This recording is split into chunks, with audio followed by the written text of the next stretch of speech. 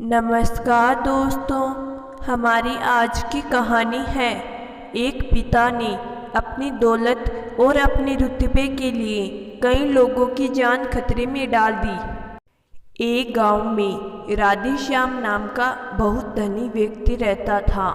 राधेश्याम के लिए धन दौलत और रुतबा दोनों ही बहुत बड़ी चीज़ थी। दौलत और रुतबे के नाम पर उसे बहुत घमंड भरा था। राधेश्याम के एक इकलौता बेटा अमन था। राधेश्याम ने अमन की पढ़ाई लिखाई में बहुत सारा धन खर्च कर दिया।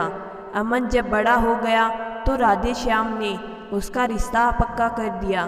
कुछ साल बाद अमन की शादी पक्की हो गई। शादी के दिन घर में चारों तरफ खुशियों का माहौल था। चारों तरफ शहनाई की आवाज़ गूंजने लगी। मेहमानों की आवभगत की जा रही थी। आखिर हो भी कयो न, शहर के नामी धनवान राधेश्याम जी के पुत्र अमन की शादी जो थी। उस समय कोरोना चल रहा था। प्रशासन ने साफ साफ शब्दों में कहा कि अभी कम से कम लोगों को इकट्ठा होने की हिदायत दी थी। प्रशासन शादी ब्याह में सिर्फ घर के गिने चुने लोगों को ही एकत्रित होना है, ज़्यादा से ज़्यादा 20 से 25 लोग। परंतु यह कैसे संभव है? आखिर रुतबा भी तो कोई चीज़ है, राधेश्याम कहते हैं। राधेश्याम की बात सुनकर उनके बड़े भाई वीरेंद्र जी ने कहा, लेकिन भाई आप बाद में भी तो बेटे अमन की शादी कर सकते थे।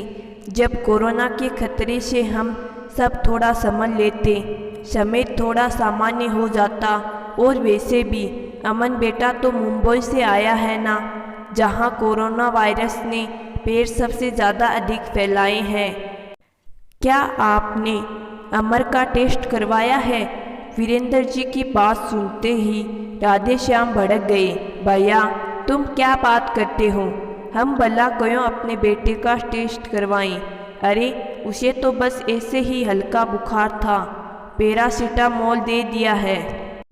देखो भैया, अब मेरा बेटा अमन कैसा चहक रहा है, और शादी के लिए कौन सा विदेश जाना है, पड़ोस की तो है लड़की। राधेश्याम जी अपनी बेटे की बारात लेकर पड़ोस के गांव चल दिए। विवाह अच्छे से संपन्न हुआ। अगली शाम को अपने बेटे के लिए एक छोटी सी पार्टी रखी। अपने करीबियों के साथ ही तकरीबन 200 लोग पार्टी में शामिल हुए। पार्टी जारी ही थी कि तभी अमन की तबीयत बिगड़ी। उसे सांस लेने में तकलीफ होने लगी और वह ज़मीन पर गिर पड़ा। कुछ लोग अमन को हॉस्पिटल ले जाने के लिए उठाने लगे, परंतु अमन की सांसें हमेशा के लिए थम चुकी थी। पार्टी के सभी लोगों में अफरा तफरी मच गई।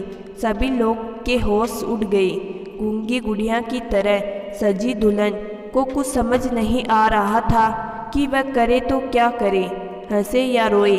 उसकी मनोदशा देखकर किसी ने पीछे से कहा, हे भगवान, ये क्या हो गया? अमन तो हमें छोड़कर गया सो गया ही, लेकिन उसके संग ही तो आज नई नवेली एक दुल्हन की भी तो मौत हो गई। इसमें इस बेचारी का क्या दोष? एक गलती से कई लोगों की जान खतरे में पड़ गई।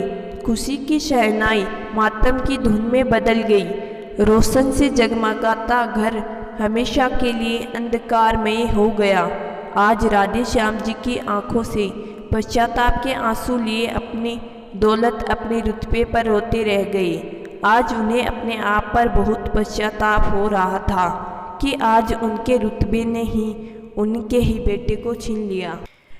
राधेश्याम अपने रुतबे के लिए कई लोगों को कोरोना वायरस से संक्रमित कर दिया। इससे शादी में आए कई लोगों की जान खतरे में पड़ गई। आज राधेश्याम को समझ आ गया था कि जान है तो जहान है। राधेश्याम अपने को दोष दे रहे थे कि आज मेरी लापरवाही से ही मैंने अपने बेटे को खो दिया। तो दोस्तों, मैं आशा करती हूँ कि आज की कहानी आपको ज़रूर पसंद आई होगी। कहानी पसंद आई है तो कहानी को लाइक और चैनल को ज़रूर सब्सक्राइब करिएगा। धन्यवाद।